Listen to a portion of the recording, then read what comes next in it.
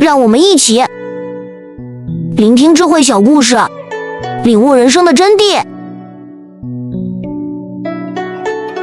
我们看日本上次地震这么厉害，核辐射，它这里有6个庙全部没事。你想想看，那不管怎么样，我们大家一起念。所以告诉大家，为什么我们看台湾人的飞机从天上砸下来，里面是那个男的，只有一对母女2个人在念经，而且他们念的口就念南无大慈大悲观世音菩萨南无大，照样就讲过来好好的，对不对啊？这就是信自己的信仰。